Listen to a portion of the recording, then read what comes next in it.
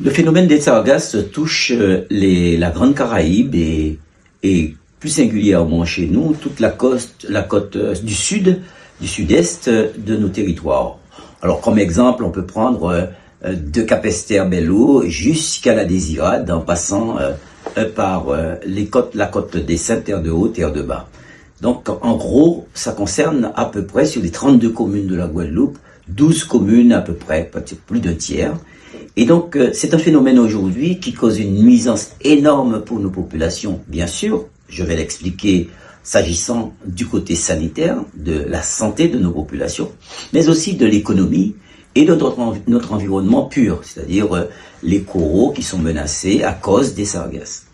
Les sargasses, c'est un phénomène multifactoriel parce que, vous vous souvenez, chaque Guadeloupéen disait, on nous apprenait que ça venait de la déforestation des forêts du Brésil.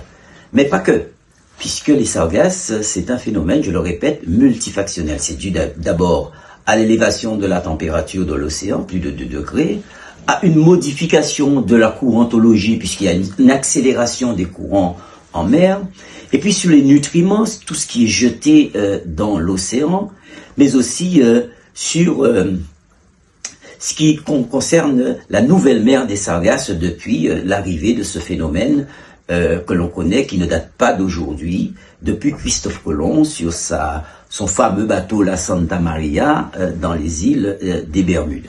Donc c'est un phénomène qui date, qui a muté. Les sargasses aujourd'hui représentent pratiquement un animal de mer, alors que nous avons connu ce phénomène comme étant des varèches. C'est-à-dire qu'on pouvait se baigner à côté des varèches. On se souvient que tous, nous étions petits à l'époque, à la plage, on voyait les varèches. Donc, le phénomène en lui-même a eu une mutation. Si on regarde bien ce qui s'est passé quand on va plus loin, les herbiers, ce qu'on appelle l'historique même de la végétation des sargasses. On voit des sargasses à feuilles longues, à feuilles ovales, des flotteurs qui sont contenus dans les sargasses. Puisque quand vous voyez les sargasses, vous avez des petits ballons. Alors, quand il y a des ballons ronds et il y a des ballons en forme de ballons de rugby.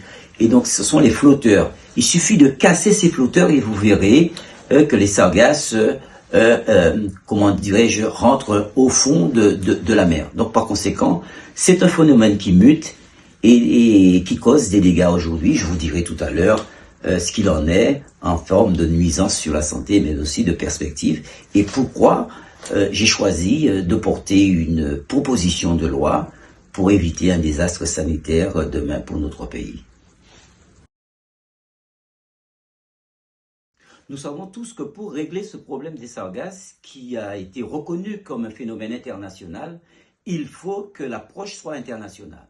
Une approche internationale, c'est bien sûr l'État qui doit s'en emparer.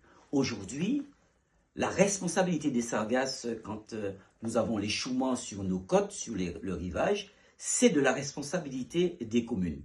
Donc, ma PPL, la proposition de loi que je porte, veut sortir cette responsabilité dans le champ communal pour la placer dans le champ de l'État. Parce que seul l'État peut entreprendre une discussion à l'international. C'est un non-sens aujourd'hui de considérer que les communes peuvent venir à bout de ce phénomène qui gangrène nos territoires et qui impacte la santé. C'est un danger sanitaire aujourd'hui, les sargasses. Il faut éviter ça pour que demain, nous ne puissions pas revoir le même phénomène que celui de la chlordécone. Donc c'est une PPL qui a du sens pour la population.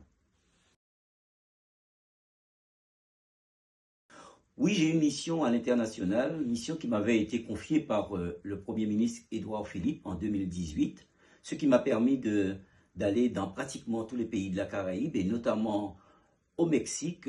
C'est là où j'ai pu décrocher cette fameuse conférence internationale, puisqu'à l'époque, le Mexique voulait l'organiser, mais grâce à la diplomatie et puis le périmètre que j'avais pour discuter au nom de la France, j'ai pu l'obtenir et c'est ainsi que c'est arrivé, la question a été posée au niveau international. Bon, là, maintenant, je pense que les choses continuent et j'avais même préconisé un observatoire à l'international pour juguler le sujet.